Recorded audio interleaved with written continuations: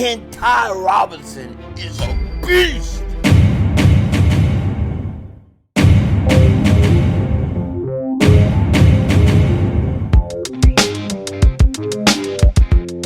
Dallas still stinks.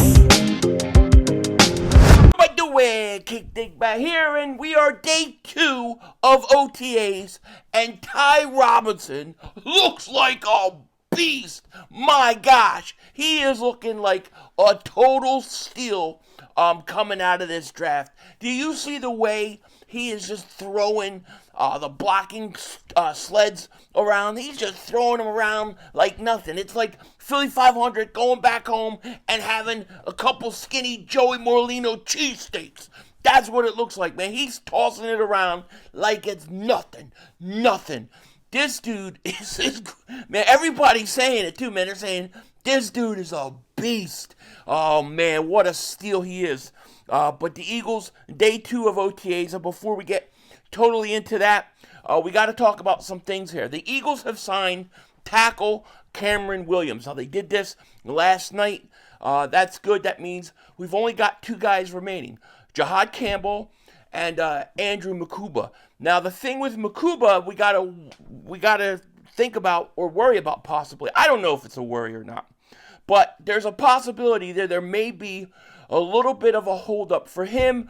Not just him, but a bunch of the second-round picks across the league that were drafted. Apparently, the Houston Texans signed their second-round pick very early, Jaden Higgins, and he apparently is the first second-round pick to ever get a fully guaranteed contract. Usually second-round picks don't get fully guaranteed contracts, which means that basically now all the second-rounders want guaranteed contracts, and it's kind of the reason why you have so many second-round picks have not signed yet. So how will this affect Mukuba signing? I don't know if it'll affect him at all. I mean, if anybody doesn't mind guaranteeing contracts and paying money and paying cash, it's the Eagles.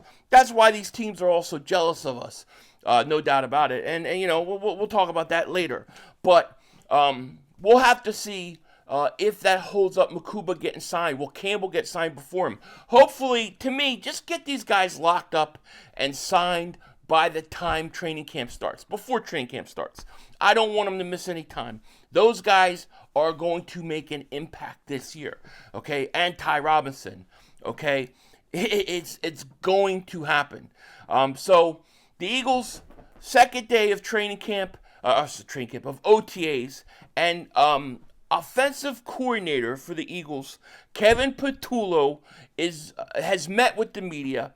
My basic thoughts on what he said and stuff was basically everything you expected. He didn't really tell you anything you didn't know or anything that surprised you. You know, a lot of people are worried about the offensive coordinator situation and Patullo. Well, he's been there with Nick Sirianni from the get-go, and he's basically his right-hand man. I think that we'll be fine at offensive coordinator because the way I see it is this. You have a team, an offense, that is not going to be out there trying to, confuse defenses with all the sophisticated routes and stuff, and they're not trying to do all these crazy things in the passing game. They're going to do what they do. Teams are going to know what they're going to do, and it's just a matter of can they stop it. This team is going to run the ball. They're going to wear you out. They're going to play off the play action. They're going to use Hurts's legs when possible. They're going to throw the ball when they need to.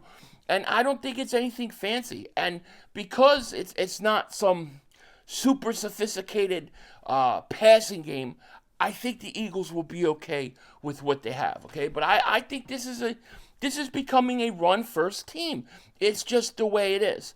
So he didn't really say anything that surprised me at all. It is good to see these guys out on the field today.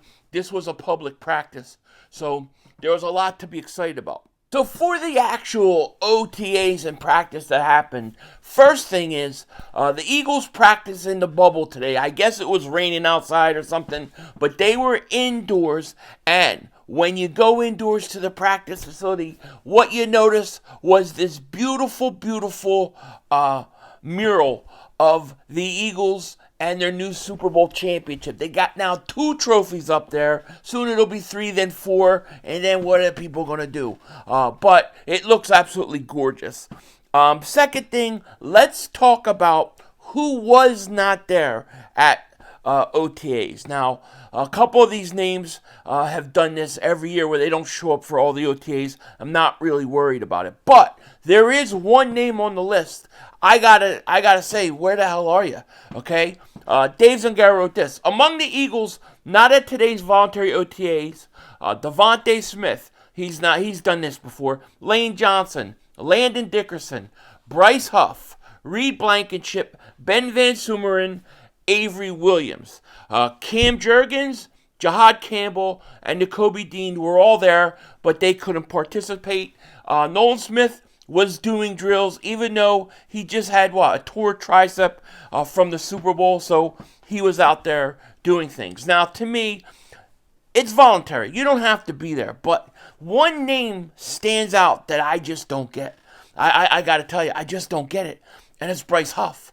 Like, that one surprises me, because when you come off the year you had last year and making the money you got paid, you would think that you would be at every volunteer practice. You would be there, no questions asked, because you would want, to come back with a stronger season and let the team know, like, hey, you're all in. Him not being there makes me wonder what the future holds for Bryce Huff. Maybe I'm jumping to conclusions, maybe not. But out of all the names, that's the one that surprises me. It does. Now, during drills, you had the guys, they were working on, forcing fumbles. A lot of the defensive back drills, were stripping the ball. Eagles, had a lot of success with turnovers and stuff. It's an important part of the game, so I like that. I was told by somebody who texted me, they said that during the drills, the one guy that really stood out to them, which is interesting because when we talk about like 7-on-7s and stuff, it changes, but Kaylee Ringo looks really good. He was controlling the huddles. He was speaking during the huddles. He looks bigger than every other cornerback that is there. And they say he looked really, really good. Looked like, he's ready to go. Now, once you got into lining up, here's what the Eagles did, right? The first team defense was this. They had Quinyon Mitchell outside with Adoree Jackson outside, not Ringo. So Ringo looked great in drills, looked like he was, into the whole thing. Not on the outside starting, okay? And then you had Cooper DeJean at nickel. You had Baun and Trotter Jr. at linebacker. And then you had Brown and Makuba starting at safety. Brown was filling in for Reed Blankenship. That's where I think he fits more than anything, okay? Now, then, when the Eagles went to a base defense, Cooper DeJean kicked outside. So, when they were in a base, you had DeJean outside with Mitchell. You had Makumba and Sidney Brown at safety. Obviously, Blankenship is not practicing today. He's not OTAs. But would they put Brown over Makuba, or would Makuba be starting in that position if Reed was there? Who knows? Now, I'll say this. I don't get caught up in what they're doing here. Doesn't mean Ringo isn't in their plans or anything like that. It's OTAs. You don't know how they just want to see how certain things look lined up and whatnot. So I wouldn't put too much stock into it. But it is interesting that Adoree Jackson went out there and that happened right away. As far as Jalen Hurts was doing on reps and stuff, said he looked absolutely great, came out, went 8 for 8, blah, blah, if you want to keep statistics, which I really don't in OTAs, but of course he looked good, and, that's not surprising. It's OTAs. And going back to the defense for a minute, Lewis Sine, he took some reps also as starting safety, as well as it's interesting that Cooper DeJean kicked outside and was playing some outside.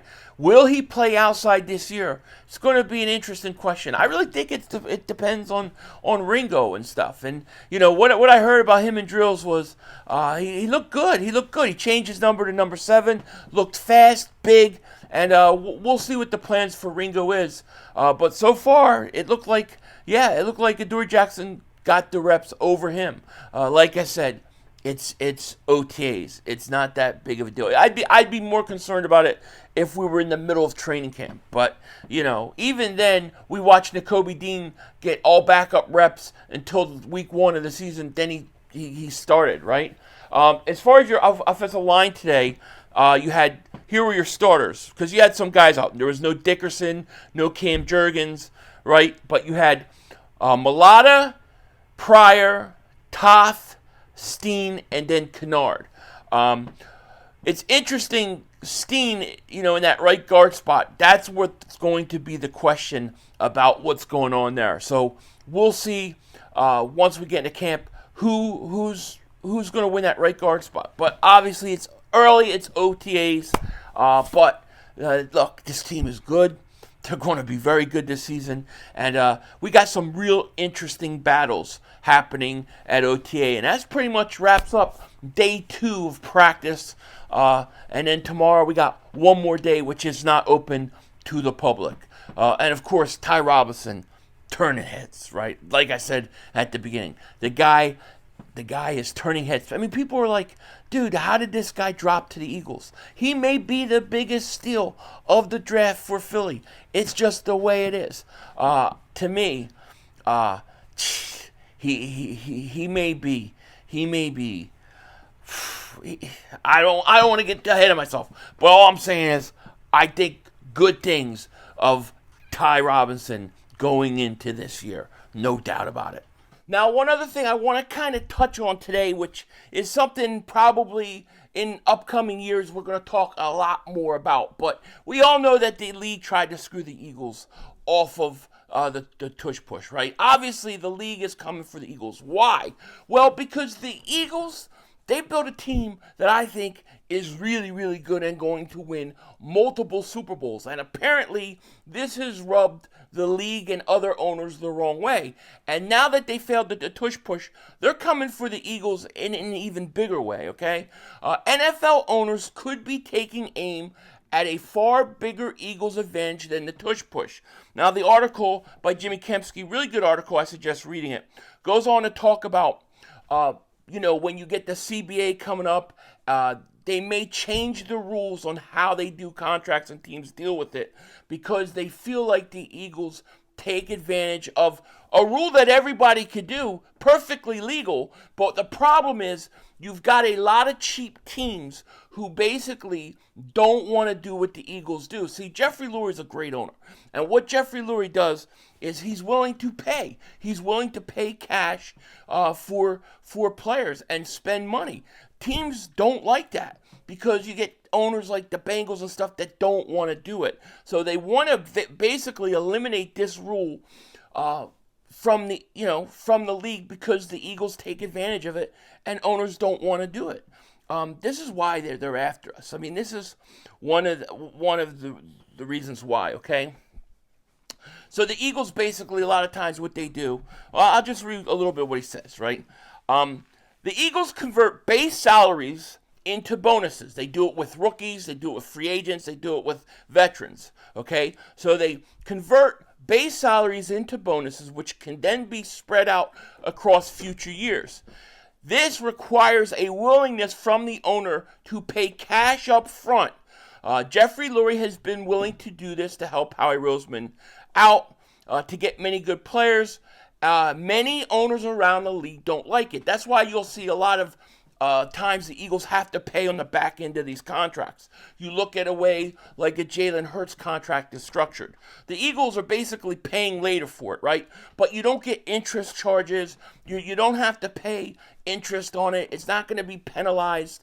So the Eagles, they back in these contracts where they pay a majority of it out. And a lot of times they end up renegotiating the contract, or the salary cap jumps way up and it really doesn't affect them. But you have to be willing to pay cash. A lot of owners don't want to do it because they're too cheap.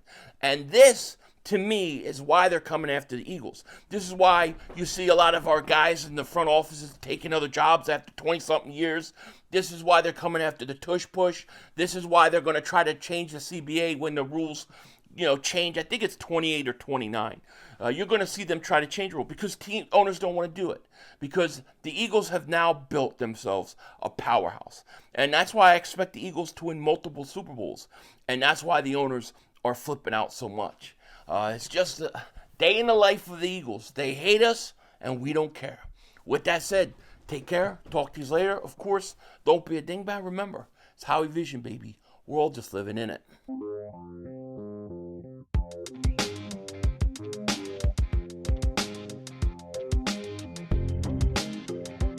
Oh, God. No. I want to be like the Eagles. That's all, folks. The brother screwed us.